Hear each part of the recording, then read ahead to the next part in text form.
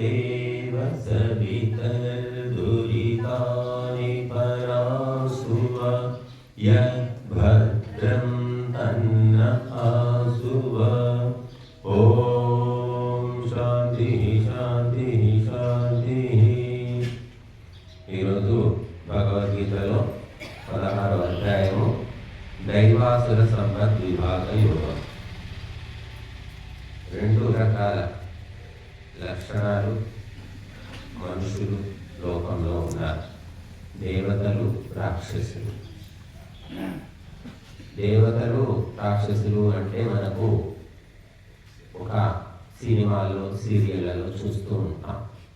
దేవతలు అంటే కిరీటాలు పెట్టుకొని మంచి బంగారు ఆభరణాలు వేసుకుంటారు, పట్టు చీరలు పీతాంబరాలు కట్టుకుంటారు, మెరిసిపోతూ ఉంటారు, తెల్లగా ఉంటారు.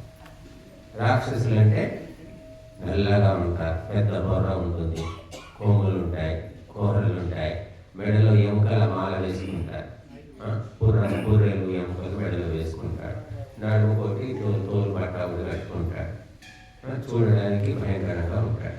వాడు రాక్షసుడు. మనం సినిమాలో సీరియల్లో చూసేది. ఈ దేవతలు రాక్షసులు నిజంగా ఉన్నారా? ఎవరైనా చూశారా? నిజంగా ఉండడం కాదు, మన కళ్ళ ముందే ఉంటారు, మనతోటే తిరుగుతూ ఉంటారు. కానీ మనం గుర్తుపట్టలేము. ఎందుకు అంటే పైకి కనబడే రూపం వేరు. మీరు చూసిన రూపం ఏమిటి? దేవతల రూపం కానీ రాక్షసుల రూపం కానీ అది శరీరం యొక్క రూపం కాదు, అది మనసు యొక్క రూపం. ఎవరి మనసు పవిత్రమో ఆ రూపము దేవతల రూపం, ఎవరి మనసు అపవిత్రమో నీచమో అది రాక్షసుల యొక్క రూపం. అంటే మనస్సు యొక్క రూపము లోపలికి వెళితే తెలుస్తుంది. శరీరాలు అందరికీ ఒకేలా ఉంటాయి. రాక్షసులు కూడా మనలాగే ఉంటాయి. మనకంటే తెల్లగా కూడా ఉండొచ్చు, మనకంటే తీయగా కూడా మాట్లాడచ్చు. రాక్షసులు అంటే నిజంగానే కొమ్ములు కూరలు ఉంటే మనం ఎప్పుడో తప్పించుకొని బతికేవాళ్ళు. కానీ వాళ్ళ కొమ్ములు కూరలు అనేవి అక్కడ ఒక కల్పన, అది అలంకారం అని చెప్పారు. అలంకారం అంటే ఏమిటి? ఏమిటి కొమ్ములు వచ్చాయా? నీకు కొమ్ములు వచ్చాయా నెత్తికి అంటాం.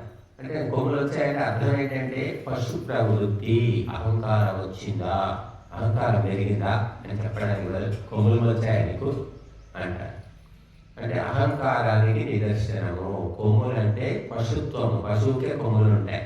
కాబట్టి ఎవరైతే పశుత్వం ఉందో వాడికి కొమ్ములు ఉన్నట్టు లెక్కే. కూరలు ఉంటాయి. రాక్షసుల కూరలు చూశారు. కూరలు ఏమిటి అంటే అవి క్రూరత్వానికి చిహ్నం. పులికి, సింహానికి, చిరుతపులికి, క్రూర జంతువులకు కూరలు ఉంటాయి. కూర పళ్ళు అంటారు. మన కూరలు లేవు మనకు, అయినా మన మాంసం తింటారు. సింహాలు, పుల్ల కంటే ఎక్కువ మాంసం మనుషులే తింటారు. ఎందుకంటే వాటికి కూర పళ్ళు ఇచ్చారు, బోర్లు ఇచ్చారు, అవి పీక్కొని చంపుకొని తింటాయి. మన కూర పళ్ళు లేవు. మనము సింహాలకు పుట్టిన వాళ్ళం కాదు, మనుషులకే పుట్టాం. కానీ చక్కగా మసాలా చేసుకుని మరీ తింటూ ఉంటారు. క్రూరత్వానికి చిహ్నం కూర పండ్లు అంటే. అంటే కూర పండ్లు ఏమి ఉండవు, అవి క్రూరత్వం ఉంది అని చెప్పడానికి అలా కల్పించారు. నల్లగా ఎందుకుంటారంటే క్యారెక్టర్లెస్, క్యారెక్టర్ ఉండదు. రాక్షసులో క్యారెక్టర్ ఏముండదు. ఎవరు సొమ్మన తింటారు, దొంగతనం చేస్తారు, వ్యభిచారం చేస్తారు, ఏమైనా చేస్తాడు. బ్లాక్ క్యారెక్టర్, చరిత్రహీనులు అన్నమాట. పెద్ద బొర్ర ఉంటుంది చూడండి. రాక్షసులు అంటే కానీ వాళ్ళు స్లిమ్గా ఉంటుంది, బొర్రలు ఉంటాయి. పెద్ద బొర్ర ఏమిటంటే తిండిపోతుతనానికి చిహ్నము. మనకు పెద్ద బొర్ర ఉంది అంటే మనం ఎక్కువ తింటున్నామో లేదా తిండి మీద ఆలోచన ఏంటో మనకు తెలియదు. కానీ తిండిపోతుకే బొర్ర ఎక్కువగా ఉంటుందని చెప్తారు. కాబట్టి కష్టపడే వాళ్ళకి బొర్ర ఎందుకు ఉంటుంది? నీతిగా సంపాదించుకునే వాడికి బొర్ర ఎందుకు? అంటే మార్వాడీలో బొర్రలు ఉంటాయి. ఎందుకంటే పొద్దున 7ంటికి వచ్చి దుకాణంలో కూర్చుంటే రాత్రి 10 దాకా కూర్చుంటారు, కలరు ఎదరు, కాబట్టి అలా వచ్చేస్తాయి. దురాశ కూడా చిన్ననే, అందుకే పెద్ద బొర్ర ఉంటుంది. మెడలో ఎముకల మాల వేసుకుంటారు రాక్షసులు. చూడండి సీరియల్లో చూసుంటారు, సినిమా. ఎముకల మాల అంటే ఏంటంటే హింసా స్వభావం. పశువులను చంపడం, తినడం, హింస. ఎవరు ప్రాణమైన నాకు అనవసరం, నేను సుఖంగా ఆరోగ్యంగా ఉండాలి అనే కోరిక, ఆలోచన. ఇంకా రాక్షసులు, దేవతలు అంటే మనలోని గుణాలే, మన మనస్సు యొక్క రూపాలే అవి. కాబట్టి దైవీ సంపత్తి అన్నారు, అంటే దేవతల గుణాలు. ఆసురీ సంపత్తి అంటే రాక్షసుల గుణాలు. మనమే అసలు నిజానికి ప్రతి మనిషిలో దేవత ఉన్నాడు, రాక్షసుడు ఉన్నాడు, మనుషుడు అన్నీ ఉన్నారు. మనమే రకరకాల రూపాలు ధరించేది, వేషాలు వేసేది మనమే. చిన్నప్పుడు అందరు దేవతల్లా బుజ్జి మీ బాబుని ఇవ్వడమా ఆడుకొని తెచ్చిస్తాము, అంత ముందు ఉంటాడు అన్నమాట. పక్కింటి వాళ్ళు అంతా ఎక్కువగా ఆడుకుంటారు. మరి వాడు 15 వచ్చాక దుర్మార్గుడు వాడు, అసలు బుద్ధి లేదు, అన్ని కోతి పనులు చేస్తున్నాడు, మా ఇంటికి వచ్చి ఇచ్చాడు, ఇది చెడగొట్టాడు, అది బాగా కొట్టాడు, తెలియలేదామా నీకు ఆ అబ్బాయికి చెప్పుకోవా అని తిడతారు. వాడు చిన్నప్పుడు ఎత్తుకుపోయిన వాళ్ళే, ఎత్తుకుపోయి ఆడించుకున్న వాళ్ళు తిడుతున్నారు. అంటే చిన్నప్పుడు దేవతగా ఉన్నాడు, తర్వాత ఏమయ్యాడు? రాక్షసులయ్యాడు. కాబట్టి దేవతలయ్యేది మనమే, రాక్షసులయ్యేది మనమే, అన్ని నాటకాలు ఆడేది మనమే, వేషాలు వేసేది మనమే. కనుక ఇక్కడ మనకు దేవతలంటే ఎవరు? రాముడు దేవత, కృష్ణుడు దేవత, హనుమంతుడు దేవత అని పూజలు చేస్తున్నాం. ఎందుకంటే వాళ్ళలో అంత అసలు రాక్షస లక్షణం ఒక్కటి కూడా లేదన్నమాట. 100కు 100% దివ్యమైన గుణకర్మ స్వభావాలు ఉన్నాయి కాబట్టి వాళ్ళని దేవతలు అంటున్నాం. రావణాసురుడు ఉన్నాడు, రాక్షసుడు అంటున్నాం. రాక్షసుడు అంటే మరి ఏమిటి? వాడి రావణాసురుని పూజించే వాళ్ళు ఉన్నారు, మీకు తెలుసో లేదు. రావణాసురునికి కూడా గుడులు ఉన్నాయి. మనకి రాముడి గుడే తెలుసు. ఇదే భారతదేశంలో తమిళనాడులో ఉన్నాయట రావణాసురుడి గుళ్ళు, ఇంకేదో మధ్యప్రదేశ్లో ఉన్నాయట. మీ అందరికీ తెలుసు కృష్ణుడికి గుడి ఉంది, రాముడికి ఉంది, సీతమ్మకు ఉంది, హనుమంతుడికి ఉంది. కానీ పాండవులకు గుడులు ఉన్నాయి తెలుసా? ధర్మరాజు గుడి ఉంది, ద్రౌపదికి గుడి ఉంది. ఎక్కడుంది? మనకు రాయలసీమలో ఉంది. మీరు అనంతపూర్, చిత్తూరు పోతే పాండవుల గుళ్ళు ఉంటాయి, అక్కడ కూడా పూజలు చేస్తారు. ద్రౌపది అని పేరు పెట్టుకుంటారు తెలుసా? ఆడవాళ్ళు ద్రౌపది అని ఆ ప్రాంతాల్లో, చిత్తూరు ఆ రాయలసీమ ప్రాంతాల్లో పెట్టుకుంటారు. జాతర చేస్తారు, ధర్మరాజు జాతర. మనం ఇక్కడ ఎవరైనా పూజ చేయము, మన పేరు కూడా పెట్టుకోం. ద్రౌపది అంటే ద్రౌపది పేరు పెట్టుకుంటారా? కాబట్టి మన దేశంలో ఎన్ని విచిత్రాలు ఉన్నాయో మనకే తెలియదు. మనకి ఏం తెలుసని ఈ ఊరు పుట్టింటి నుంచి అత్తింటికి, అత్తింటి నుంచి పుట్టింటికి, ఇంకా ఆడవాళ్ళకి నాన్నగడ్డ ఏం చేయమని తెలియదు. ఇప్పుడు ఏదో ఆ బస్సులు ఫ్రీ వచ్చినాక ఇక్కడికి వస్తున్నారు, ఇక్కడికో ఏదో గుడికి గోపురానికి పోతున్నారు. లేకపోతే ఇది కూడా లేదు, ఎక్కడికి పోతారేమో ఏంటి ఎవరంటున్నా పైసలు ఎక్కడి నుంచి తేవాలి, ఏంటి ఈ తిరుగుడు ఎక్కడి నుంచి తెచ్చి నీ తిరుగుడికి ఇవ్వాలి అని భర్తలు అంటారని అనేవాళ్ళు. ఒకప్పుడు ప్రతి డబ్బులు అడగాలి, ప్రతిదీ అడగాలి, కొద్దిగా అడగాలి, కరివేపాకు అడగాలి, అన్నిటికీ అడగాలి. నువ్వు తెచ్చావా నీ పుట్టింటి నుంచి? ఇంకా మాట్లాడితే ఇదే మాటలు. చాలా మంది ఇప్పటికి కూడా అదే అలవాటు ఉంటుంది. ఏదో రకంగా భార్యను కించపరచాలి, తక్కువ చేయాలి, దాన్ని అగ్ని పట్టాలి, లేకపోతే అది చెలరేగిపోతుంది, అది ఎత్తి మీద ఎక్కి కూర్చుంటుంది. దాన్ని బాగా తిట్టాలి, దాన్ని పుట్టింటి వాళ్ళని అవమానిస్తే చచ్చినట్టు పడుతుంది. ఇట్లాంటి నీచమైన మనస్తత్వాలు చాలా మందిలో ఉన్నాయి. అయినా కాపురాలు జరుగుతూనే ఉన్నాయి, పిల్లలు పుడుతూనే ఉన్నారు, పెరుగుతూనే ఉన్నారు, జరుగుతూనే మరి ప్రపంచం నడుస్తూనే ఉంది. కాబట్టి ఉత్తములు, మహాపురుషులు అట్లా ఉండరు. సీతారాముడు కొట్లాడుకున్నట్టు మీకు ఎక్కడ రామాయణం ఉందా? చెప్పండి. సీతను రాముడు తిట్టాడా? రాముడిని సీత తిట్టింది. ఇంకా చదవండి రామాయణం. అడవి తీసుకుపోతావా లేదా అని వదిలేసిపోతావా, నువ్వే భర్తవు, తెలుగున్న భర్తవేనా అని బాగా గడ్డి పెట్టింది. కోపం వచ్చేసింది, వదిలేసిపోతా అంటే. అందుకోసం తిట్టింది. నాకు నగలు తీసుకురాలేదు, నాణ్యాలు తీసుకురాలేదు, లేకపోతే పొలాలు కొని పెట్టలేదు, అందుకోసం తిట్టలేదు. నువ్వు ఒకటి వెళ్ళిపోతే నాకైతే ఏంటి ఇక్కడ అని చెప్పేసి తీసుకోమంటే వద్దన్నాడు. నాకు అడవిలో ఉండలేవు, నువ్వు రాజకుమార్తె సుకుమారంగా వెళ్ళి అక్కడ దాసులు ఉన్నారు, దాసీలు ఉన్నారు, సేవలు ఉన్నావు, హంసతులిక కల్పాలు ఉండవు, సౌకర్యాలు ఉండవు అని చెప్పాడు. అంటే సౌకర్యాల కోసమా నేను వచ్చి? నన్ను ఇంటే నన్ను అర్థం చేసుకుంది అని ఆ రకంగా తిట్టింది తప్ప మరొక రకంగా కాదు. బట్టి దేవతలు పరిపూర్ణమైన పవిత్రమైనటువంటి ఆలోచనలు, కర్మలు కలిగిన వాళ్ళు దేవత. కనుక మనమందరం కూడా ఆ దేవతలను అనుసరించాలి, వారి మార్గంలో నడవాలి. అందుకోసము రాముడిని ముందు పెట్టుకున్నాం, సీతమ్మను ముందు పెట్టుకున్నాం, కృష్ణుడిని ముందు పెట్టుకున్నాం. అందుకోసం పెట్టుకున్నాం, ఊరికి పూజ కోసం కాదు.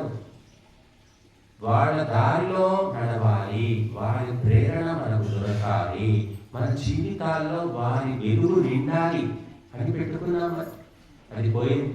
రాముడి భక్తుడే రావణాసురులాగా తయారైపోయాడు. చాలా మంది శ్రీరామనవమి వస్తుందంటే ఊరంతా పందిరేస్తారు, ఏర్పాట్లు చేస్తారు, అన్నీ చేస్తారు.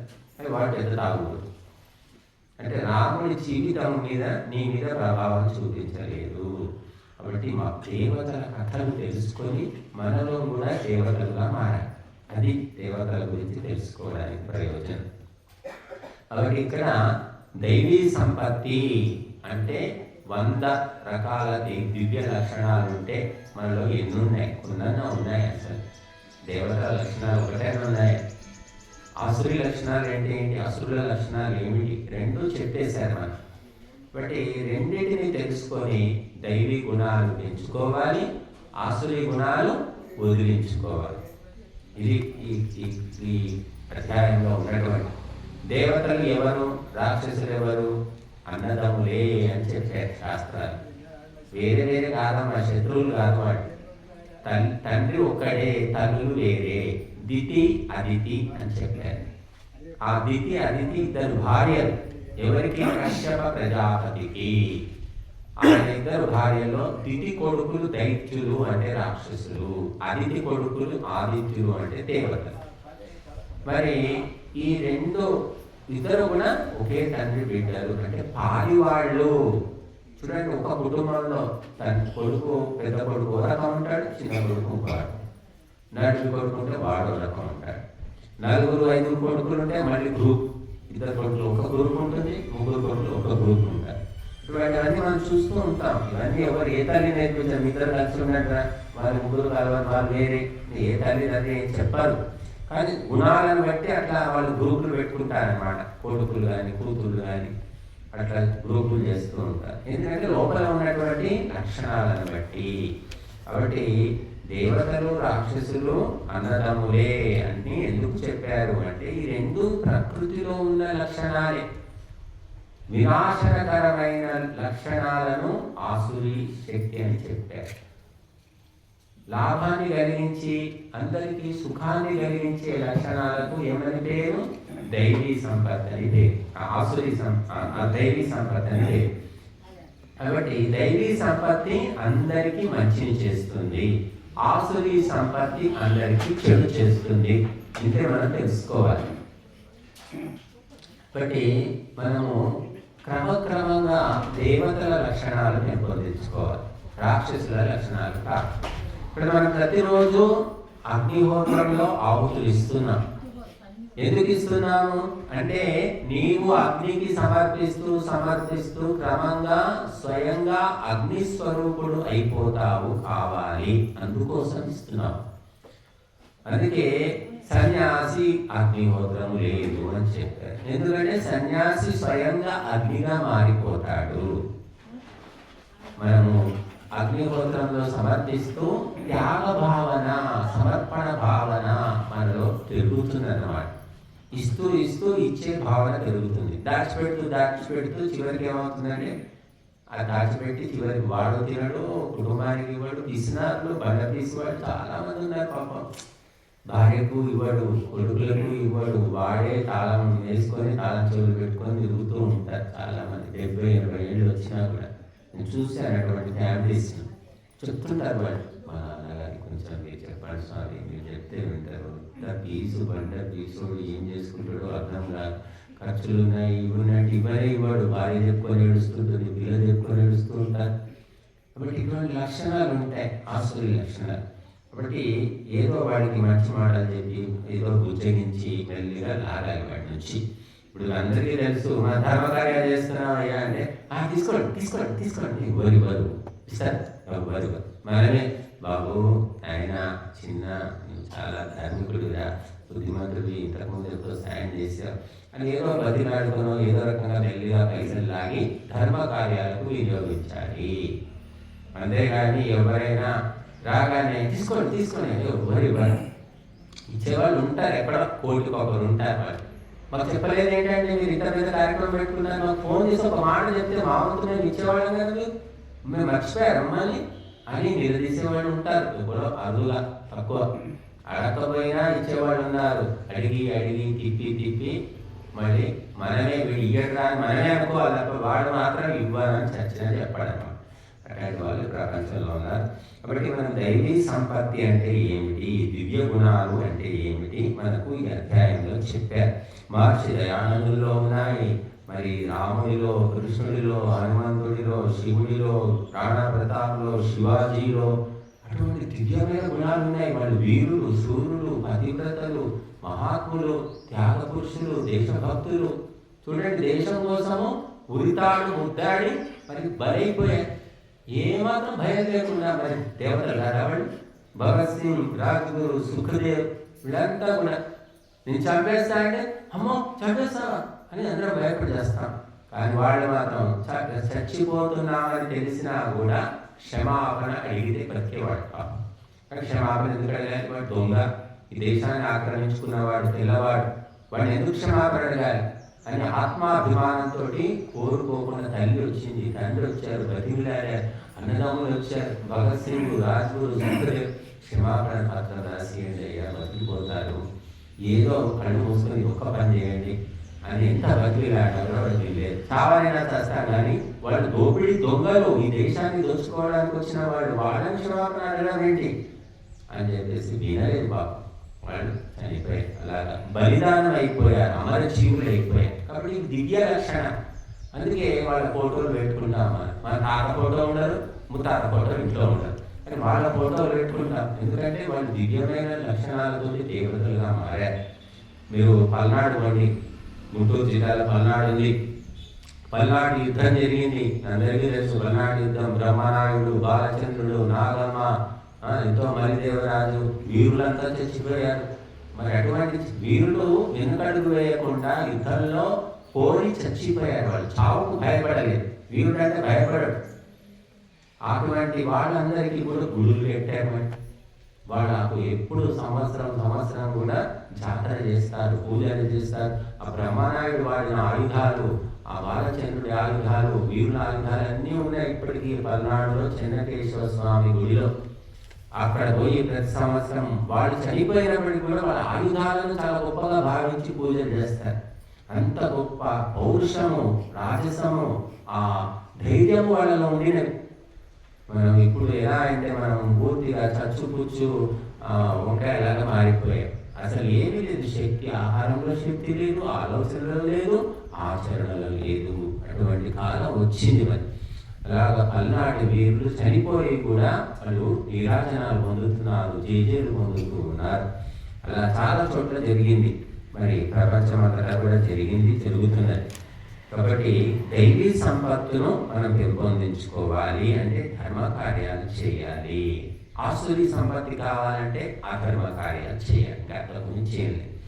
ఇక్కడ 26 దైవీ లక్షణాలు చెప్పారు చూడండి. భగవద్గీతలో ఈ 3 శ్లోకాల్లో 26 దైవ లక్షణాలు ఉన్నాయి. అందులో ఒకటి ఉన్నా పర్వాలేదు, మనం హాయిగా బతకొచ్చు. మొట్టమొదలు అభయం, భయం లేకుండా జీవించడము. ఫోబియా అంటారు, భయం, ఫియర్ అంటారు ఇంగ్లీష్లో. భయాలు, రకరకాల భయాలు. మహావీరులకు కూడా భయపడేవాడు. ఈయన హిట్లర్ ఉన్నాడు. హిట్లరు నియంత అంటారు, ప్రపంచాన్ని గడగడలాడించాడు. అటువంటి హిట్లర్ బలిని చూస్తే భయపడేవాడు. ముస్సోలిని అని ఒక ఆయన ఉన్నాడు, ఇటలీ నియంత, ఆయన పిల్లిని చూస్తే భయపడేవాట. చూడండి, ప్రపంచాన్ని భయపెట్టిన వాడు బలికి భయపెట్టాడు. అంటే భగవంతుడు ఏదో ఒక బలహీనత పెడతాడు మనిషి. అలా మరి ఎటువంటి భయము లేకుండా నిర్భయంగా జీవించడము. దేనికి అంటే ధర్మ కార్యాలు చేసేటప్పుడు భయపడకుండా జీవించడం ముఖ్యం అన్నమాట. చాలా మంది భయపడతారు. ఈ ఊళ్ళో అయితే మరీ ఆ చెట్ల కింద కూర్చొని ముచ్చట్లు చెప్పుకునే వాళ్ళు చెప్తారు. ఒక అబ్బాయి వచ్చాడు చాలా రోజుల కింద. అబ్బాయి అంటే 40-45 ఏళ్ళు ఉంటాయి. ఎందుకో వచ్చి శనగలు, పెసర్లు ఏవో తెచ్చి ఇస్తున్నాడు నాకు దానం అని. ఈ శనగలు, పెసర్లు ఇవేమో తెస్తున్నావు అని, ఎప్పుడు హోమానికి రాలేదు అంటే, లేదు స్వామి నాకేదో గ్రహ దోషం ఉందంట, గుళ్ళో పూజారి చెప్పాడు, ఈ స్వాములకు దానం చేయమన్నాడు, అందుకే తెచ్చాను. సరే ఏదో ఇచ్చావు, దానం మంచిదే, అక్కడ పెట్టేసి మరి ఏంటి ఊళ్ళో ఇక్కడి నుంచి వచ్చావు అంటే, నేను ఆంధ్రా నుంచి వచ్చానని చెప్పాడు. ఎన్ని రోజులు అయిందంటే 15-20 ఏళ్ళ నుంచి ఇక్కడ నేను బిజినెస్ చేస్తున్నానని చెప్పాడు. నేను అన్నాను, మరి ఊళ్ళో ఎవరు ఎక్కువ రారెందుకు అంటే, వీళ్ళు ఈ ఊళ్ళో వాళ్ళు ఏంటంటే ఎవరైనా మంచి పనులు చేస్తూ ఉంటే ఆశ్రమానికో గుడికో అదే పనిగా పోతుంటే వెక్కిరిస్తారు స్వామీజీ, అన్ని పేర్లు పెడతారు, అందుకే పోయేటి వాడు కూడా భయపడి మానేసుకుంటారు అని చెప్పాడే. నేను చెప్పింది నిజమా కదా? ఊరి వాళ్ళు ఉన్నారు. ఎందుకంటే వాడు బాగుపడవాడిని చూస్తే ఓర్చుకోలేడు. ఇది శాస్త్రాలు చెప్పిందే. ఇది మనం ఎట్లాగో చెడిపోయాం, నువ్వైనా బాగుపడరా. బుద్ధిమంతులైన తల్లిదండ్రులు ఉంటారు, తాగుపోతుంటాడు తండ్రి, కానీ వాడు ఎంత బుద్ధిమంతుడు అంటే, నేను చిన్నప్పుడు నాకు చెప్పేటోళ్ళు లేక ఈ తాగడాల వాడు అయినా ఆయన నన్ను చూసి నేర్చుకోకరా బాబు అని కొడుకు చిన్నప్పటి నుంచి చిలుకకు చెప్పినాడు చెప్తాడు. అటువంటి తల్లిదండ్రులు కూడా ఉన్నారు. కాబట్టి నేను చెడిపోయినా పర్వాలేదు కానీ పక్కవాడు బాగుపడాలని కోరుకుంటే ఇంత పుణ్యం మనం వస్తుంది. మనం నేను ఎట్లాగో చెడిపోయా, వాడు ఎట్లా బాగుపడతాడు, వాడు కూడా చెడబడతా అని ఇటువంటి ఆలోచనలు చేసే వాళ్ళు ప్రపంచం అంతటా ఉన్నారు. ఒక అంకాపూర్ కాదండి, మనకి అంకాపూర్ తెలుసు కాబట్టి అనుకుంటున్నాం. ప్రపంచం అంతటా విస్తరించిపోయారు, ఇప్పుడైతే ముదిరిపోయారు. ఇక ఎప్పుడో ఇక మరి ఆశ్రమానికి పోతున్నా అంటే తెలిస్తే వ్యతిరిస్తారని ఎత్తి మీద గుట్టేసుకొని చాటుగా మెల్లగా రావాలన్నమాట. ఇక పూర్వం ఏంటంటే కళ్ళు దుకాణానికి పోయేవాడు ఎవరైనా చూస్తారేమో ఎత్తి మీద గుట్టేసుకొని పోయేవాడు. ఇప్పుడు ఆ కాలం ఇలా వచ్చింది. అప్పుడు మంచి పనులు చేసే చోటికి రావాలంటే ఎత్తి మీద గుట్టేసుకొని తెలియకుండా మెల్లగా ఏమైనా పోతున్నట్టు మన ఊట ఆశ్రమం లేదు స్వామి, లేదండి అసలు లేదు. ఎప్పుడో ఒకసారి వెళ్తాను అంటే ఎక్కువసేపు ఉండదు, నేను ఒక 10 నిమిషాలు కూర్చొని వస్తాను అంతే, నాకేం పెద్దదండి ఇంట్రెస్ట్ లేదు అని చెప్పుకోవాలన్నమాట. అలా పోతున్నామంటే రెగ్యులర్గా పోతున్నామంటే అమ్మా ఎక్కింది నీళ్ళు కూడా పిచ్చి ఎక్కింది, స్వామీజీ ఊరుకోడి ఆయన ఇలా ఏవేవో అనేస్తూ ఉంటారన్నమాట. కాబట్టి ప్రపంచమంతా ఇలాగే ఉంటుంది. కనుక భయపడకుండా నా ఇష్టమయ్యా పోతాను, నీకేంది నువ్వు ఇస్తున్నావా, నీకు ఏమవసరం కామెంట్ చేయడానికి అని చెప్పేసి గట్టిగా మాట్లాడలేదు. మాట్లాడితే లేని కొన్ని గొడవలు ఎందుకు భయం అనుకోని అని చెప్పేసి మనం చేసుకోవాలి. కాబట్టి భయం లేకుండా ధర్మ కార్యాలు చేయడము. మరి చూడండి, ప్రహ్లాదుడు హిరణ్యకశిపుడు కథ మనకు తెలిసింది. తండ్రి రాజు అసుర చక్రవర్తి, మరి కొడుకు పుట్టాడు, కడుపులో పుట్టి ఆయనకే సవాల్ విసిరాడు. ఆయనకు వ్యతిరేకమైన విష్ణు పూజ చేయడం మొదలుపెట్టాడు. నారాయణ నారాయణ నారాయణ నారాయణ ఎందుకు అంటున్నావు, నోరు మూసుకో, నారాయణుడు లేడు, ఎవరు లేడు అని ఎవరు చెప్పినా వీళ్ళే. చూడండి భగవంతుడు ఇలా లిటిగేషన్ పెట్టాడు. చివరికి ఆ తండ్రి కూడా చనిపోయాడు. ఇంకా భయపడలేదు తండ్రి, ప్రపంచం మొత్తాన్ని భయపెట్టాడు కానీ కొడుకును మాత్రం భయపెట్టలేదు. ఎందుకంటే ఆయన దైవ భక్తిలో ఉన్నాడు కాబట్టి. ఆసురీ శక్తులు దైవీ శక్తుల ముందు ఓడిపోతాయని తెలుసుకోండి. కొండంత చీకటికి కొండంత దీపం అవసరం లేదండి, గోరంత దీపం చాలు. ఊరంతా చీకటి, అడవంత చీకటిని దాటాలంటే ఎన్ని దీపాలు వెలిగించాలి అంటే ఒకటే దీపం చాలు. ఒక దీపం వెలిగించుకొని పట్టుకొని నడవాలి. ముందుకు నడుస్తున్న కొద్దీ వెలుతురు నీకు తోడుగా వస్తుంది, చీకటి చెదిరిపోతుంది. నువ్వు దీపం వెలిగించుకొని అక్కడే కూర్చుంటే చీకటి అలాగే ఉంటుంది. కాబట్టి కొండంత దూదిని కాల్చివేయడానికి కొండంత నిప్పు అవసరం లేదమ్మా, చిన్న నిప్పు రవ్వస చాలు. కాబట్టి మనము దైవ కార్యక్రమాలు కొద్దిగానైనా సరే మనం చేసుకున్నా పాల్గొన్నా సరే మన జీవితానికి ఎంతో ఉపశమనం కలుగుతుంది. ఎక్కువ పూర్తిగా అంకితం అయితే సంతోషమే, కాలేము, ఇంట్లో కుదరదు, వీలు కాదు, ఆరోగ్యం సహకరించదు, 10 నిమిషాల నుంచి కూర్చున్నా కూడా ఎంతో లాభం జరుగుతుంది. కాబట్టి అభయం అనేది మొట్టమొదటి దైవీ సంపత్తి అని చెప్తున్నారు. తర్వాత జ్ఞాన యోగ వ్యవస్థితి. జ్ఞాన యోగ వ్యవస్థితి అంటే జ్ఞానమందు యోగమందు నిష్ఠ. జ్ఞానాన్ని పొందడంలో కానీ యోగాన్ని చేయడంలో కానీ నిష్ఠ కలిగి ఉండడము. తర్వాత సత్వ సంశుద్ధి అన్నాడు. సత్వ సంశుద్ధి అంటే అంతఃకరణ శుద్ధి, మానసిక శుద్ధి. ఇది కూడా దైవీ సంపద అని చెప్పారు. మనస్సు శుద్ధిగా ఉండాలి, పవిత్రంగా. ఎప్పుడు ఉంటుంది? మనస వాచ కర్మణ ఒకే రకంగా ఉంటే మనసు శుద్ధిగా ఉంటుంది. మనసులో ఆలోచనలు వేరు, చేసేది మరొకటి, చెప్పేది ఇంకొకటి. దీన్ని నాటకాలాటం అంటారు. ఇప్పుడు నాటకాలాటం అందరూ ట్రైనింగ్ అయిపోయారు. కడుపున పుట్టిన పిల్లలు కూడా ఎవరు చెప్పాలి, దీనికి ట్రైనింగ్ సెంటర్లు ఏమి ఉండవు, కానీ అందరూ నేర్చేసుకున్నారు. లేకపోతే పక్కన కష్టం రా బాబు, నేర్చుకోరని అయినా కొన్ని అబద్ధాలు నేర్చుకోరని తల్లిదండ్రులు నేర్చుకోకపోతే కొడుకు కూడా చెప్తారు. అటువంటి పరిస్థితి వచ్చింది. ఫోన్లు వచ్చాక మరీ అయిపోయింది, ఉన్నా లేదని చెప్తారు ఫోన్లో. అందుకే మన గవర్నమెంట్ ఒక రూల్ తేవాలని ట్రై చేసింది. ఫోన్ ఎక్కడ ఉన్నాడో ఆ ఫోన్లో ఇంతకుముందు చూపించేది. మొట్టమొదటి ఫోన్లు వచ్చినప్పుడు, ఈ సెల్ ఫోన్లు వచ్చినప్పుడు వాడు ఎక్కడ ఉన్నాడో ఫోన్ చూపించేస్తుంది. అది తర్వాత తీసేశారు. అది తీసేయడం వల్ల ఈ ఉగ్రవాదులు తీవ్రవాదులు అందరికీ కూడా అనుకూలంగా మారింది. వాడు ఎక్కడి నుంచి ఫోన్ చేస్తున్నాడో నాకు తెలియదు. ఆ సౌకర్యం కల్పించాలని చెప్పేసి ప్రభుత్వం మీద ఒత్తిడి వస్తుంది. కానీ టెలిఫోన్ కంపెనీలు ఒప్పుకోవడం లేదు. టెలిఫోన్ కంపెనీ ఎందుకంటే అసౌకర్యం వస్తే అనేక విషయాలు బయటపడిపోతాయి, తెలిసిపోతాయి. కాబట్టి అది రావడం కష్టమే. మనిషి ఎక్కడి నుంచి ఫోన్ చేస్తున్నాడో ఆ ఊరి పేరు అందులో వచ్చిందంటే కథ కంచికి చాలా సమస్యలు తొలగిపోతాయి, చాలా సమస్యలు మొదలవుతాయి. రెండు ఉన్నాయి. కాబట్టి అది కనుక ఈ మనస్సు శుద్ధిగా ఉండాలంటే దానికి ప్రత్యేకంగా ట్యాబ్లెట్లు, టానికులు, సర్పులు, సబ్బులు ఏం లేవండి. ఉన్నది ఉన్నట్టు ఉండు, మనసులో, మాటలో, చేతల్లో ఒకే రకంగా ఉండు, మనసు శుద్ధి అయిపోతుంది అని చెప్పారు. తర్వాత దానం దమశ్చ, దాన గుణం కావాలి, దానం చేయాలి. ఎవరికి దానం చేయాలంటే ఎవరికి పడితే వాళ్ళకి కాదండి. ఎక్కడ ధర్మ కార్యాలు జరుగుతాయో ధార్మికులైన వ్యక్తికి దానం చేయాలి. ఎక్కడ పడితే అక్కడ దానం చేస్తే వాళ్ళ అష్టదరిద్రాలని మనకు చుట్టుకుంటాయి. చాలా మందికి తెలియదు. నేను చూస్తూ ఉంటా ఈ గుళ్ళ దగ్గర, లేకపోతే కొందరైతే ఏదో కాగితం పట్టుకొస్తాడు, బస్సు ఎక్కి వస్తాడు, కాగితం అంటాడు, కాగితం చూపిస్తాడు. అంటే నాకు నోరు లేదు, నాకు ఏదైనా సాయం చేయండి. నిజంగా లేదో ఉన్నదో మనకు తెలియదు. కాగితం మాత్రం ఎక్కడ సంపాదిస్తాడు. అందరు 5 రూపాయలు అందరు చేస్తారు. 300-400 వసూలు చేసుకున్నాడు, దిగుతున్నారు. నాకు అడుగుతూ చూశాను, మరి ఇప్పుడు ఇస్తున్నారో లేదో తెలియదు. కానీ ఇలాగా ఎవరి పడితే వాళ్ళకి వాళ్ళు ఏం చేస్తారు అంటే మద్యపానము, మాంసాహారము, వ్యభిచారము. మళ్ళీ ఈ బిచ్చగాళ్లకు అకౌంట్లు ఉంటాయి, లక్షల రూపాయలు వాళ్ళు జమ చేసుకుంటారు. 2-3 భార్యలు ఉన్న బిచ్చగాళ్ళు కూడా ఉన్నారు. కాబట్టి ఇది ఒక పెద్ద మాఫియా అని చెప్పారు, బిచ్చగాళ్ళ మాఫియా. కాబట్టి మీరు ఒక్క పైసా కూడా వాళ్ళకి ఇవ్వకూడదు, బిచ్చగాళ్ళకి అసలే ఇవ్వద్దు. అజ్మీర్లో ఇక్కడ రాజస్థాన్లో జైపూర్, అజ్మీర్లో భిక్షాటన నిషేధించారు. భిక్షం వేసినా తీసుకున్నా వాడు తీసుకెళ్ళి జైల్లో పారేస్తారు. కాబట్టి మీరు ఒకవేళ సహాయం చెయ్యాలి అనుకుంటే ఓ బిస్కెట్ ప్యాకెట్ పారేయండి వాడి మొహాన, లేదంటే 4 అరటి పండ్లు పాడేయండి. అంటే తినే వస్తువులు ఇస్తే తింటాడు, లేదా ఎవరికైనా ఇస్తాడు. డబ్బులు ఇస్తే ఏమిటంటే జమ చేసుకోవడం, గుట్కాలు, నల్లమందు, గంజాయి, తాగుడు, ఇంకా వాళ్ళకు లేని అలవాట్లు ఉండవు. చూడండి, చూస్తే ఎదురుగా ఉంటాడు, కళ్ళ తిరిగి ఉంటాడు, భిక్షం అని వస్తుంటాడు. కాబట్టి మనం ఎవరికి దానం చేయాలో చాలా ఆలోచించుకొని చేయాలి. 1 రూపాయి అయినా సరే చెమటోడ్చి సంపాదించిన డబ్బులను నీచులకు, భ్రష్టులకు మనం ఇవ్వకూడదు.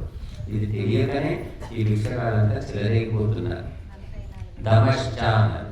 తర్వాత దమము. దమము అంటే ఏమిటి అంటే ఇంద్రియ నిగ్రహము అని చెప్పారు. శమము అంటే మనో నిగ్రహము, దమము అంటే ఇంద్రియ నిగ్రహం. ఇంద్రియాలంటే ఏమిటి? 5 జ్ఞానేంద్రియాలు, 5 కర్మేంద్రియాలు. 5 తెల్ల కుక్కలు, 5 నల్ల కుక్కలు. ఈ 10 కుక్కలు నిన్ను కాపలా కాస్తున్నాయి, నిన్ను పక్కదారి పట్టిస్తున్నాయి. ఆ తెల్ల కుక్కలు, నల్ల కుక్కలు కంట్రోల్ పెట్టుకోవయ్యా, లేకపోతే నేనే కాసి చంపుతాయని చెప్తున్నారు శాస్త్రవేత్తలు. ఏమిటా తెల్ల కుక్కలు? కర్ణం, ముక్కు, చెవి, నాలుక, చర్మం. ఇవి జ్ఞానేంద్రియాలు అంటారు. కర్మేంద్రియాలు వాక్, పాణి, పాద, పాయు, ఉపస్థలు. ఈ 5 ఇవన్నీ కూడా మనిషి జీవితాన్ని అల్లకల్లోలం చేస్తాయి. 1 కుక్క తెచ్చుకొని మీరు చూద్దాం. 1 కుక్క ఉంటేనే మనకి ఎంతో నెత్తిలోకి వస్తుంది అసలు. దాని అరుపులు, దాని చేష్టలు, ఎవడు వచ్చినా గీర పడుతూ ఉంటుంది. దాన్ని మళ్ళీ తిండి పెట్టాలి, ఎన్నో జాగ్రత్తలు చూసుకోవాలి. మరి 10 కుక్కలు ఉన్నాయి మనకు ఇంద్రియాల రూపంలో గల, మనల్ని ఎప్పుడు కూడా ఇబ్బంది పెడుతూ ఉంటాయి. కాబట్టి వాటిని అదుపులో పెట్టుకోవడము. ఏది పడితే అది ఇస్తూ పోవడం కాదండి. మేము ఎప్పుడైనా రైలు ప్రయాణం చేస్తూ ఉంటాము. ఢిల్లీకి అటు ఒడిశా అటు వెళ్ళినప్పుడు 24 గంటల ప్రయాణం ఉంటుంది. మేము ఎక్కడ పడితే అక్కడ తినేం కాబట్టి ఏవో 4 పండ్లు, ఏవో 4 స్వీట్లు ఏవో పెట్టుకుంటాం. ఇంకా ఆ రైలు ఎక్కగానే ఒక్కొక్కరు ఇంత సంచి తీసుకొస్తాం. సంచి నిండా ఏమేమో ఉంటాయి తినబండారు. అవి సరిపోక మళ్ళీ శనగలు అమ్మేవాడు వస్తే వాడి దగ్గర తింటారు, పల్లీలు అమ్మేవాడు వస్తే వాడి దగ్గర తీసుకుంటారు, మళ్ళీ మిరపకాయ బజ్జీలు, సమోసాలు వాడు ప్రతి ఒక్కరిని తింటూనే నవ్వుతూనే ఉంటారు. అంటే నవ్వడం కోసమే రైలు ఎక్కామన్నట్టు ఉంటుంది వాళ్ళ వ్యవహారం. మరి ఎలా అడుగుతుంది, ఎక్కడికి పోతుందో ఆశ్చర్యం వేసి మేము ఇలా విక్రమం వేసుకొని చూస్తుంటాం. కొంత స్వామి మీరు తీసుకుంటారా స్వామి, మా చేతితో తీసుకుంటారు. ఈ చేతితోటి అరే బాబు అసలు రైలు అనేది తినము, ఈ చెత్త ఆహారమే తినము అని చెప్తే బాధపడతారని లేదండి, మాకు ఏం అలవాటు లేదండి అని చెప్తారు.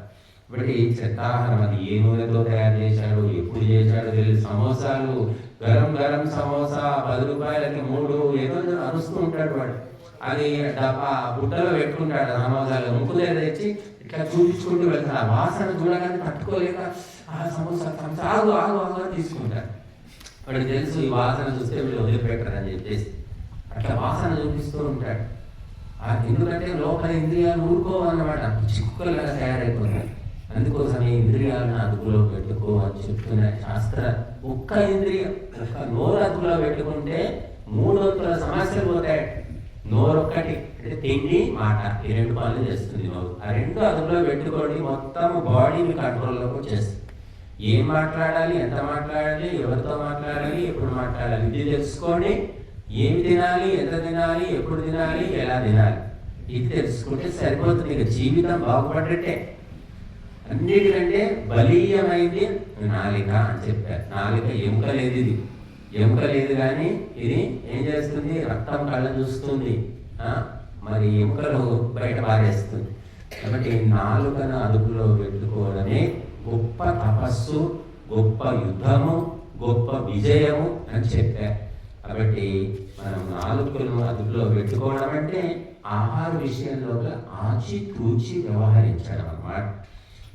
అది తర్వాత యజ్ఞశ్చ, తమము తర్వాత యజ్ఞం అని చెప్పారు. యజ్ఞం అంటే ఏమిటి అంటే దేవపూజ, సంగతికరణము, దానము, ఈ 3 లక్షణాలు కలిగినటువంటిది యజ్ఞం.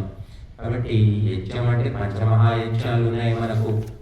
షోడశ సంస్కారాల్లో కూడా యజ్ఞం చేస్తాము. కాబట్టి యజ్ఞం అనే దాంట్లో ప్రధానంగా పరోపకార భావన ఇమిడి ఉంది.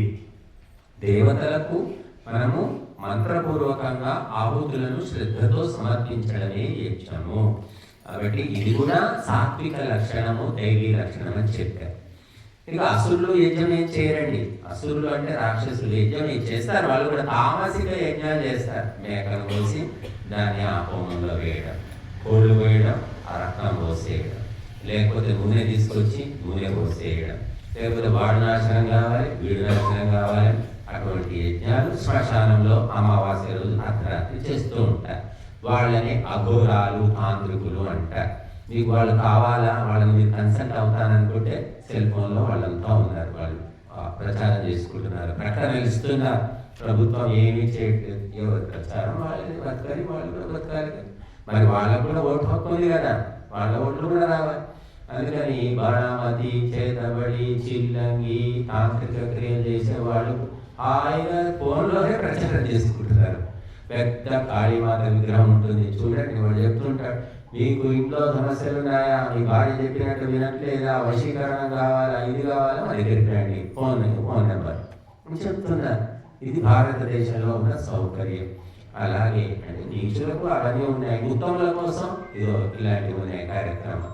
ఈ దైవిక సాత్వికమైనటువంటి యజ్ఞాలు ఉన్నాయి.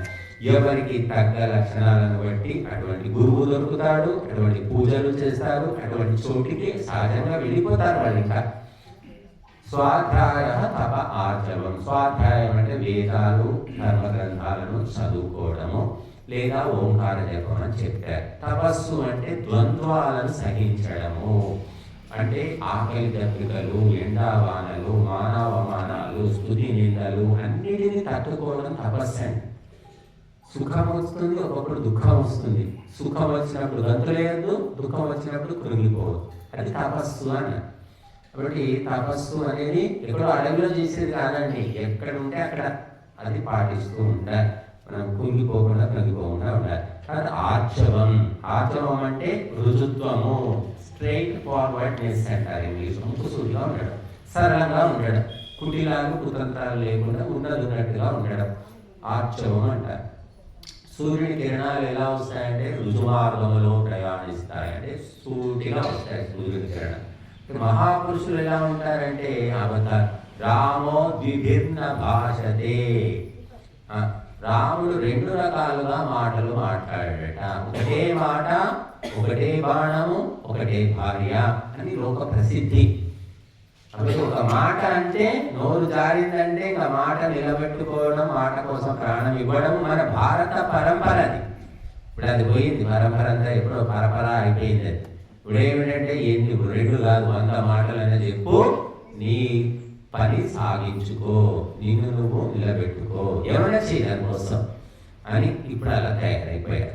కాబట్టి ఆర్చవము, రుజుత్వము, సరళత్వము, స్ట్రైట్ ఫార్వర్డ్ అనేది అహింస. ఇంకా అహింస గురించి అయితే చెప్పి చెప్పి చెప్పి మన నోరు వస్తుంది. అహింసా దేశం ఇది.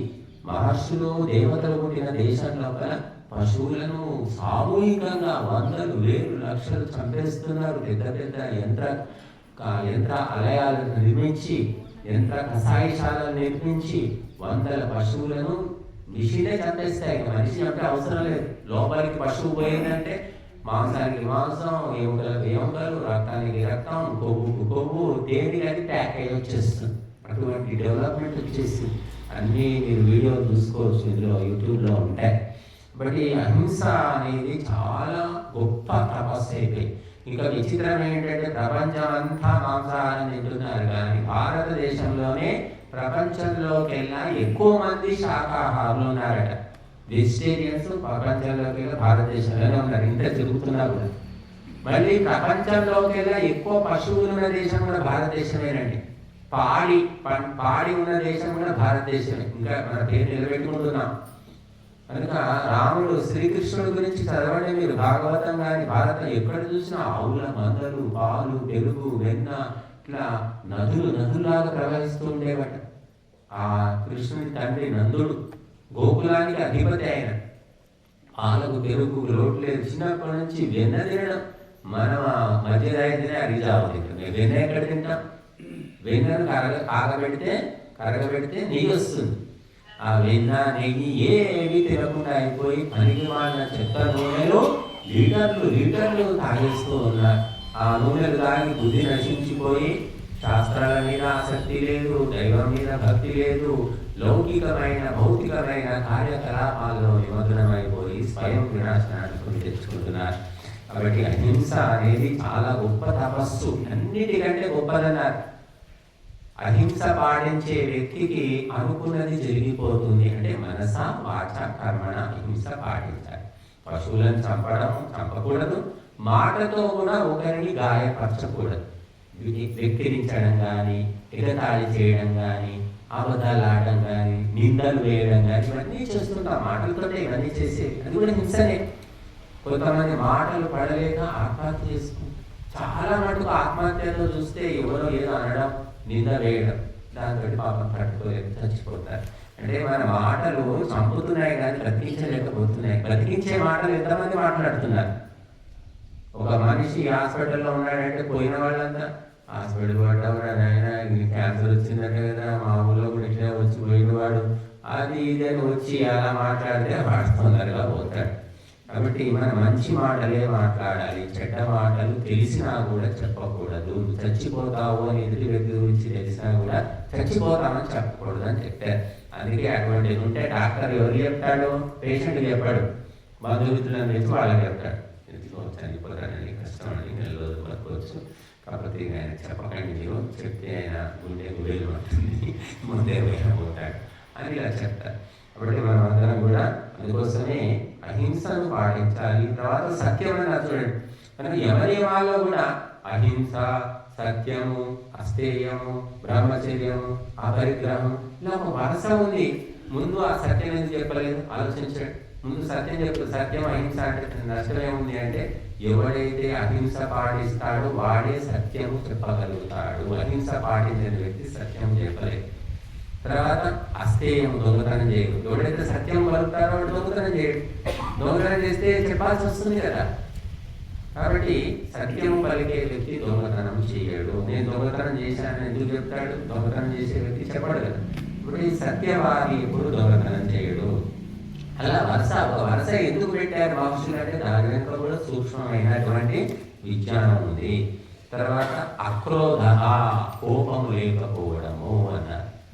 అయిన దానికి కాని దానికి కస్సు బొస్సు, ఎగరడం, దూకడం, ఎంతో ఇంట్లోనే చాలా అశాంతి వాతావరణం సృష్టిస్తూ ఉంటారు. ఒక్క కోపిష్టి భర్త ఉంటే, ఒక కోపిష్టి భార్య ఉంటే చాలా ఇల్లంతా చెత్త అయిపోతుంది. అయిన దానికి కాని దానికి కస్సు బుస్సులు. అటువంటి కోపం ఉండకూడదు. మనకు 3 రకాలని చెప్పారు. కోపము, క్రోధము, మన్యువు 3 ఉన్నాయట. కోపం అంటేనేమో తన కుటుంబీకులు బాగుపడాలని కసురుకోవడాన్ని కోపం అంటారు. క్రోధం అంటేనేమో శత్రువుల మీద చూపించేది క్రోధం. మన్యు అంటేనేమో ధర్మానికి నష్టం జరిగినప్పుడు ధర్మాగ్రహం అంటారు, దాన్ని మన్యు అంటారు. మన్యు లోపల ద్వేషం ఉండదండి. ఎవరో వచ్చారు, ఏదో చెడగొడుతున్నారు, ధర్మకార్యాలకు అడ్డం వస్తున్నారు, వాటికి మనకు వైరం ఏమీ లేదు. ధర్మకార్యాలకు అడ్డు రాకు అని మనం కోపగిస్తాం, అది మన్యువు అని చెప్పారు. కాబట్టి మన్యువు ఉండాలని చెప్పారు. ధర్మానికి హాని జరుగుతుంటే అడ్డుకో, నాకేమైంది, నా ఇంటికి ఏం జరగలేదు కదా, నాకు నష్టం రాలేదు కదా అని ఊరుకోకూడదు. అది మన్యు. అందుకే మన్యురసి మన్యుమై దేహి అంటున్నాం. ధర్మాగ్రహాన్ని కలిగించు భగవంతుడా, ధర్మానికి నష్టం జరిగితే నాకు ఆగ్రహం కలిగించు, అది అడ్డుకునే శక్తి యుక్తులు అని వేడుకుంటున్నాం. తర్వాత త్యాగము. త్యాగం అంటే మనము సంపాదించిన వస్తువు మీద స్వామిత్వం వదులుకోవడము, వదిలిపెట్టేయడము. తేన తెక్తేన భుంజీతాః అన్నారు. త్యాగభావంతో అనుభవించు. నువ్వు కష్టపడి చెమటొచ్చి ఎండలో ఎన్నో ఇబ్బందులు పడి సంపాదించుకున్నావు, కానీ నువ్వు సొంతంగా సంపాదించినప్పటికీ, ఎవరికి నష్టం చేయకుండా సంపాదించినప్పటికీ నువ్వే తినడానికి వీలేదు. అందులో ఇతరులకు భాగం ఇవ్వు, ప్రాణులకు ఇవ్వు, సాటి మనుషులకు ఇచ్చిన తర్వాత నువ్వు తింటే అది అమృతం అవుతుంది. దాన్నే త్యాగం అంటారు. నా ఇష్టం, నేను ఎవరిని మోసం చేయలేదని చెమటోటి సంపాదించాను, నేను ఎందుకు ఇవ్వాలి అంటే కుదరదు. అట్లాగా నువ్వు చెమటోటి సంపాదించినా సరే నువ్వు బాకీ పడ్డావు ఈ ప్రపంచానికి, దేవతలకు, కాబట్టి నువ్వు త్యాగం చేయాలి. శాంతిగా ఉండడం, నిమ్మలంగా ఉండడం, ఎటువంటి వికారాలు లేకుండా శాంతిగా ఉండడం. ఇది చాలా అరుదైపోయింది. మనం శాంతి ఎక్కడ కనిపించట్లేదు. అశాంతి, ప్రభుత్వంలో అశాంతి, ప్రజల్లో అశాంతి, ఎక్కడ చూసినా అశాంతి. చివరికి విద్యార్థులు కూడా అశాంతి పాలైపోయారు. Tension, anxiety, stress, strain. చిన్నపిల్లలకు 8 ఏళ్ల పిల్లలు, కడుపులో ఉన్న పిల్లలకే మధుమేహం వచ్చేస్తుంది, డయాబెటీస్. అలాగా చిన్నతనంలోనే యాంగ్జైటీ తోటి ఆత్మహత్యలు చేసుకుంటున్నారు. 6 ఏళ్ల పిల్లలు, 8 ఏళ్ల పిల్లలు ఉరిపోసుకొని చచ్చిపోవడం మీరు ఎప్పుడైనా చూసారా, విన్నారా? జరుగుతుంది. మా కళ్ళతో చూసాం. మాకు తెలిసిన ఒక ఆవిడ కొడుకు 10 ఏళ్ళు ఉంటాయి, ఉరిపోసుకొని చచ్చిపోయాడు. ఏమీ లేదు, కానీ ఇలా ఎందుకు చేస్తున్నాను, గట్టిగా కసినందుకే. కాబట్టి శాంతి లేదు మనిషి లోపల. శాంతి ఎలా వస్తుంది అంటే సత్సంగంలో పాల్గొని బుద్ధి శుద్ధి చేసుకుంటేనే శాంతి వస్తుంది తప్ప శాంతి అంటే మార్కెట్ పోయి మనము కొనుక్కునేది కాదమ్మా. నాకు ఒక 1000 రూపాయలు ఇస్తే శాంతిని ఇవ్వంటే ఎవరు ఇవ్వరు. కాబట్టి ఎవరికి వాళ్ళు సంపాదించుకోవాల్సిందే వ్యక్తిగతంగా. తర్వాత అపైషునము అన్నారు. అపైషునము అంటే కొండెములు చెప్పకుండా ఉండడం. అంటే వాడి మీద వీడి మీద చాడీలు చెప్పడం అంటారు. పెళ్లి మీద బలి పడింది, బలి మీద నలి పడింది, మొత్తం ఊళ్ళో సమాచారం అంతా మోసేవాళ్ళు ఉంటారు. కొందరు ఎక్కడ ఏమి చీమ చుట్టుకున్నా అంతా సరఫరా చెప్తూ ఉంటారు. అలా చెప్పడం వల్ల పాపురాలు కూలిపోతాయి, గొడవలు వస్తాయి. ఎందుకు ఇవన్నీ అవసరమా? నోరు చూసుకొని ఉంటే అయిపోతుంది కదా. అయితే చెప్పు, అత్యవసరం అయితే చెప్పు, కానీ వ్యక్తిగత విషయాలను పట్టించుకొని పదే ప్రచారం చేయడం అనేది కొండెములు చెప్పడము, చాడీలు చెప్పడం అంటారు. వీడికి ఏం లాభం ఉండదు, కాకపోతే అలా చెప్తే ఒక తృప్తి వాడి. అలాంటి లక్షణాలు కొంతమంది ఉంటాయి. తర్వాత దయాభూతేషు, అన్ని ప్రాణుల పట్ల దయను కలిగి ఉండడము. దయ ఉన్నవాళ్ళు ఏం చేస్తారు? పిల్లికి, కుక్కకు, ఆవుకు, మేకకు, గాడిదకు, కాకులకు, చీమలకు అన్నిటికీ ఏదో ఒకటి పెడుతూ ఉంటారు. చీమలకు చక్కెర వేసేవాళ్ళు ఉన్నారు, పిల్లి చల్లేవాళ్ళు ఉన్నారు, ఆ చీమలనే ఫ్రై చేసుకొని తినేవాళ్ళు ఉన్నారు. రకరకాలు ఉన్నారు ఈ దేశంలోనే. మరి కుక్కను కాలభైరవుడు అని చెప్పి కుక్కను పూజించి కుక్కకు రొట్టెలు పెట్టేవాళ్ళు ఉన్నారు. ఆ కుక్క మాంసం తినేవాళ్ళు కూడా ఈ దేశంలోనే, అరుణాచల్ ప్రదేశ్, మిజోరం ఇక్కడ ఉన్నారట. కుక్క మాంసం తింటారు, మన దేశంలోనే ఉన్నారు. రకరకాల విచిత్రమైన పాములను మన దేవతలను పూజ చేస్తున్నారు, నాగదేవత అంటారు. అదే పాములను ఫ్రై చేసుకొని ఈ దేశంలోనే తినేవాళ్ళు కూడా ఉన్నారు. ఇంకా ఇదంతా సత్వరజస్తమ గుణాలను బట్టి జరుగుతూ ఉంటుంది.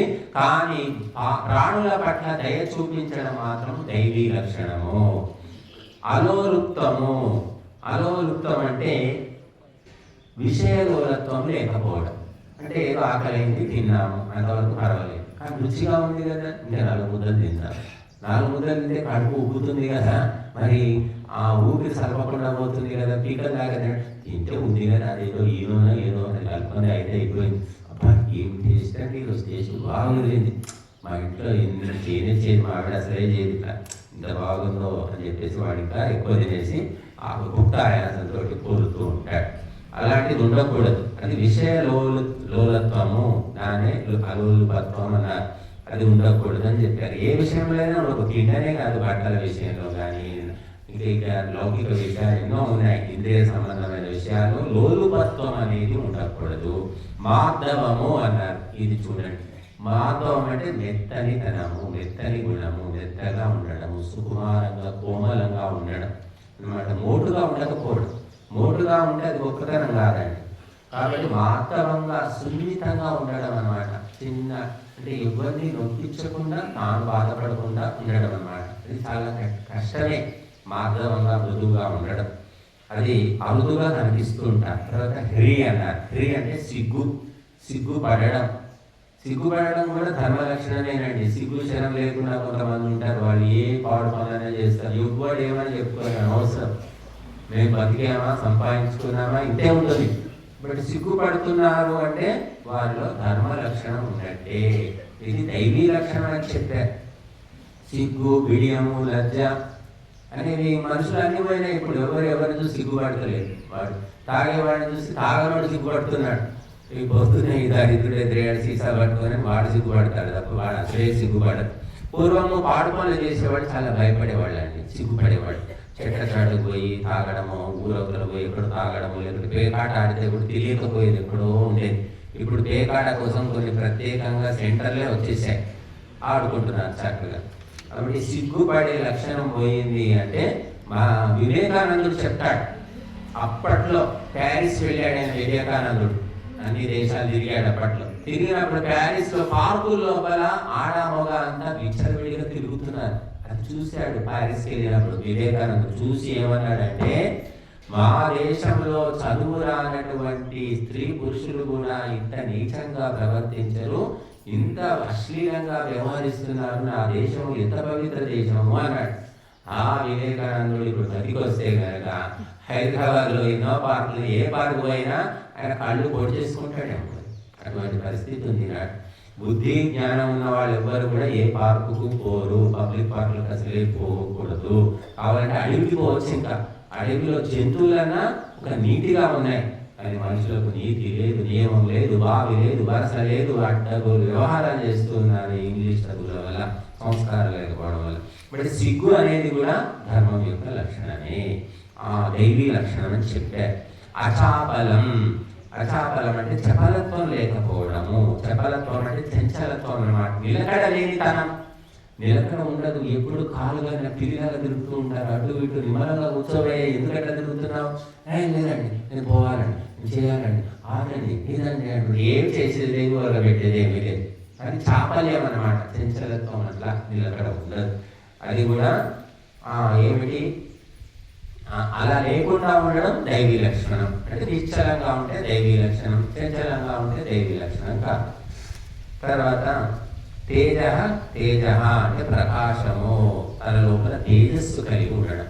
మీరంతా చూస్తారు, రాముడు, కృష్ణుడు, శివుడు, హనుమంతుడు, వాళ్ళ తల వెనుక ఇలాగా కాంతి బింబం ఉంటుంది. తల వెనుక, దేవతల తల వెనుక ఎందుకు ఉంటుంది మరి అంటే వాళ్ళలో తేజస్సు ఉంటుంది కాబట్టి ఆ చిహ్నం పెడతారు.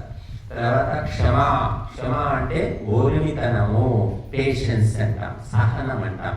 క్షమాగుణం అనేది ఉండాలి మనిషికి.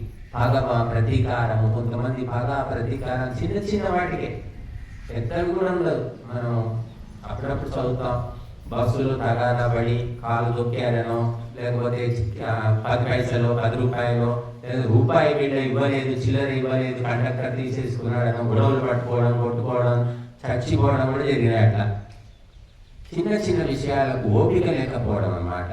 బట్టి క్షమాగుణం పోతే వాడి పక్కనికి పోతాడే. సామాన్యులు ఏంటంటే ఇదంతా తల్లపోయింది, పోతే పని 50 రూపాయలు వాడు పక్కని అని వదిలించుకుంటారు. కొంతమంది అయితే 5 పైసలు కూడా వదిలిపెట్టారు, గొడవ పెట్టుకొని 5 పైసలు ఇచ్చేదాకా బస్సు ఆపి వసూలు చేసుకుంటారు. అటువంటి వాళ్ళు కూడా ఉన్నారు.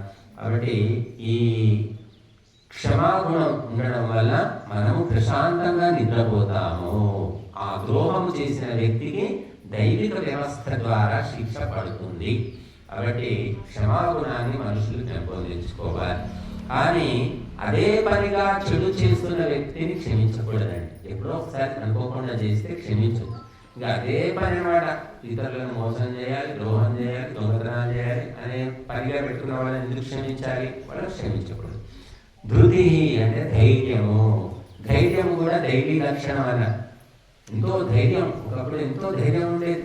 ఇప్పుడు ధైర్యం ఉన్న వాళ్ళు చాలా తక్కువైపోయారు సమాజంలో. పురుషుల్లో కూడా ధైర్యం అనేది నశించిపోయి, భార్య ధైర్యం లేని భార్య ఏం చేస్తుంది? భర్తను కూడా తిరిగి వారిని తయారు చేస్తుంది. ఎందుకు వచ్చింది? ఎందుకు పోతారండి బయటికి? లోపలికి రండి పెద్ద ఇల్లు, మీ ఇల్లు పిల్లలు ఎవరిని వదిలేసి ఎందుకు పోతారు? మీరు గొడవలు ఎందుకు మీకు అంటే. కాబట్టి ధైర్యం అనేది ఉంటే ఆ వ్యక్తి దైవీ గుణం ఉన్నట్టే. మనం చూస్తుంటాం, మన సైనికులు ఎంతో ధైర్యంతో మరి శత్రు దేశాలకు వెళ్ళి అక్కడ ఆక్రమణ చేశారు, అక్కడ ఎదుర్కొన్నారు. ధైర్యంగా వెళ్ళి ఒంటరిగా వెళ్ళి. మనం ఆ మధ్య సినిమా వచ్చింది, పంజాబీ సినిమా. ఇది 1200-1600 సైనికులు, 20 మంది సైనికులు ఏమిటో వాళ్ళు 100 మందిని ఎదిరించి చంపేశారు ధైర్యంతో.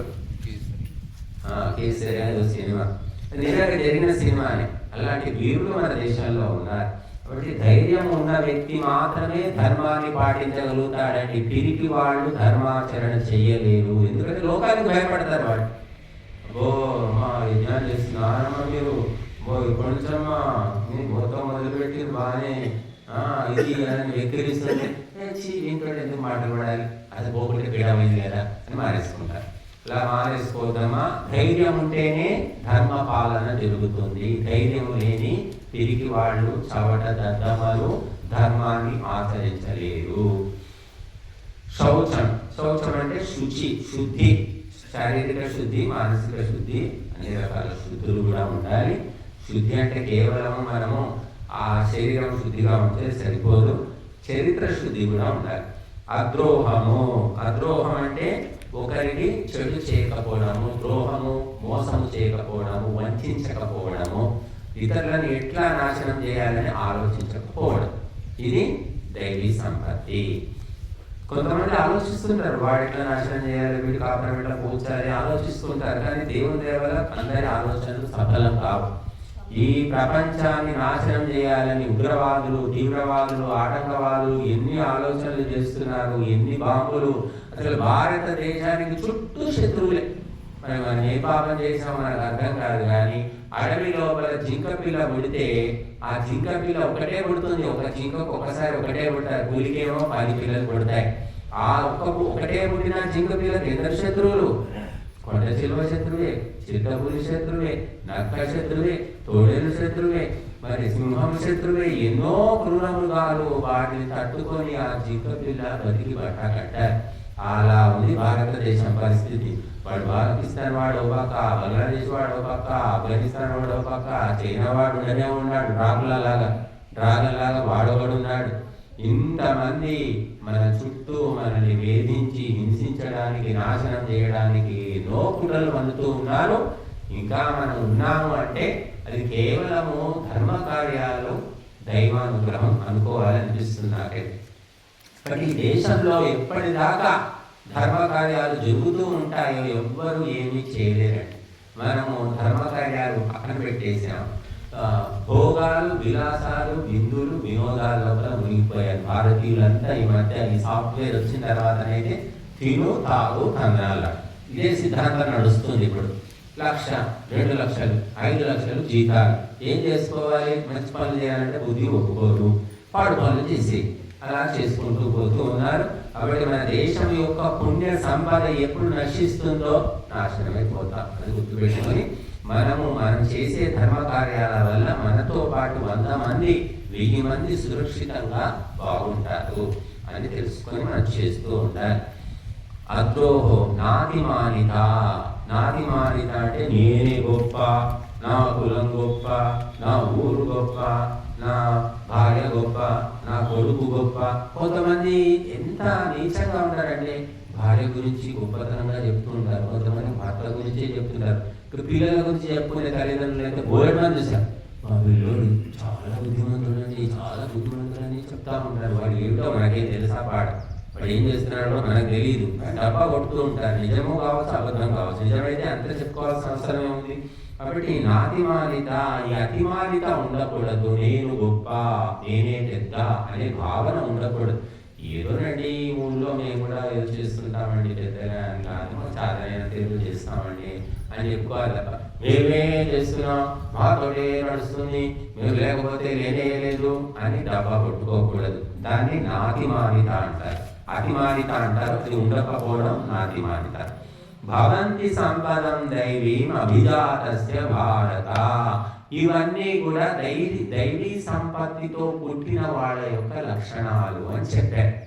కాబట్టి దైవీ సంపత్తి, ఆశ్రీ సంపత్తి రెండు సంపదలు ఉన్నాయి కనుక మనం దైవీ సంపద పెంపొందించుకోవాలి. సరే పుట్టుకతో రాలేవనుకోండి లక్షణాలు, తర్వాత పెంపొందించుకోవచ్చు, ప్రయత్నించి సత్సంగం ద్వారా తపస్సు ద్వారా పెంపొందించుకోవచ్చు. అలాగే ఎంతో మంది మనకు ఈ దేశం లోపల మామూలు కుటుంబంలో పుట్టి తమ యొక్క ఆచరణతో గొప్పవాడైన వాళ్ళు చాలా మంది ఉన్నారు. కాబట్టి మనిషి ప్రయత్నం చేస్తే, నిన్న మనం చెప్పుకున్నాం శ్రద్ధానందుని బలిదానం చేసుకున్నాం. నిన్న శ్రద్ధానందుడు ఎవరు? ఒక సామాన్యమైన వ్యక్తి. ఆయన ఇంట్లో గొప్ప మహాత్ములు లేరు, మహాపురుషులు లేరు. పంజాబ్ అంటేనే ధైర్య సాహసాలకు పేరు. అంతే, క్షత్రియులు ఎక్కువగా ఉంటారు, బ్రాహ్మణులు ఉంటారు అక్కడ తక్కువ. అటువంటి కుటుంబంలో ఉండి మళ్ళీ ఆయనకు అన్ని అలవాట్లు వచ్చేసాయి. మద్యము, మాంసము, పేకాట, మరి స్త్రీ ఏమేమో ఉన్నాయి ఆయనకు అలవాట్లన్నీ. చివరికి నాస్తికుడు అయిపోయాడు, దేవుడే లేడన్నాడు. అటువంటి వ్యక్తి మహర్షి దయానందుని ఉపదేశం విన్న తర్వాత మారిపోయాడు. మారిపోయి తనను తాను చక్కదిద్దుకొని చివరికి గొప్ప మహర్షిగా, స్వామిగా పరిణామం చెందాడు. ఒక సామాన్య గృహస్థుడండి, భార్య ఉంది, నలుగురు పిల్లలైనవి. అటువంటి వ్యక్తి గొప్ప వ్యక్తిగా శాసించాడు, ధర్మాన్ని శాసించాడు. ఆయన ధర్మ రక్షణ చేశాడు. లక్షల మందిని మన ముస్లింల నుంచి హిందువులుగా మార్చాడు. అంటే ఎంత గొప్ప శక్తిని సంపాదించాడు ఆయన. మనం చెప్తే మన ఇంట్లోనే ఎవరు విని సావరు. అటువంటిది వేలు లక్షల మందిని ఆయన మార్పిడి చేశారు. కాబట్టి ఇవన్నీ దైవీ సంపత్తి మనం పెంచుకుంటే వస్తాయి.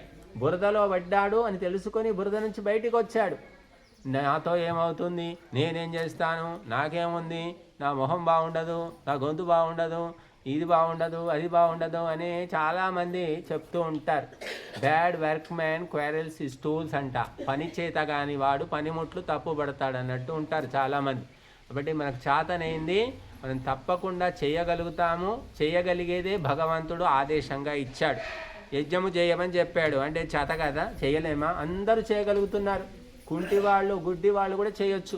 స్వాహ, ఒక చేతులు లేకపోతే తప్ప ఎవరైనా చేయవచ్చు. ఏ కులము, మతము, ప్రాంతము లేదు. ఎందుకంటే అందరూ చేయగలిగేది కాబట్టి చేయమని చెప్పాడు భగవంతుడు. చేయలేనిది ఎందుకు చెప్తాడు? తల్లిదండ్రి పిల్లవాడు ఏది చేయగలుగుతాడో ఆ పనే అప్పచెప్తారు, చేయలేని పని చెప్తారా? కాబట్టి దైవీ సంపద పెంచుకుంటే పెరుగుతుంది, లేకపోతే ఆశ్రీ సంపద పెరుగుతుంది. రెండే రెండు, వెలుతురు చీకటి, దేవతలు రాక్షసులు, మృత్యువు అమృతము. ఈ రెండింటి నడమ ఈ ప్రపంచం నడుస్తుంది. కాబట్టి మనము మహాత్ముల చరిత్రలు తెలుసుకొని దైవీ సంపత్తిని పెంపొందించుకోవాలి. మరి శ్రద్ధానందుడు మున్షీరాము చివరికి శ్రద్ధానందుడిగా మారాడంటే ఒక్క రోజులో అయిన పరిణామం కాదండి. అనేక ఏండ్ల పాటు తపస్సు చేశాడు, సంఘర్షణ చేశాడు, మనస్సును మథనం చేశాడు ఆయన. ప్రతి ఒక్కరూ మథనం చెయ్యాలి. తిన్నాం ఉన్నాం అంటే సరిపోదు. దానికి తోడు మనము మహర్షులు, గురువులు చెప్పినటువంటి ఉపదేశాలు వినేసి గాలికి వదిలేయడం కాదండి. మన చెవిలో నింపుకొని గుర్తుపెట్టుకొని వాటి గురించి చింతన చేయాలి. వదిలేస్తే ఏం లాభం లేదు. కాబట్టి ఇంతసేపు చెప్పినప్పుడు ఒక ముక్క గుర్తుపెట్టుకొని మనము దాన్ని అనుసరించే ప్రయత్నం చేయాలి. అప్పుడు దైవీ సంపద క్రమక్రమంగా పెరుగుతూ ఉంటుంది. కాబట్టి మనము మహర్షులు, యోగులు, వీరుల యొక్క సంతానము.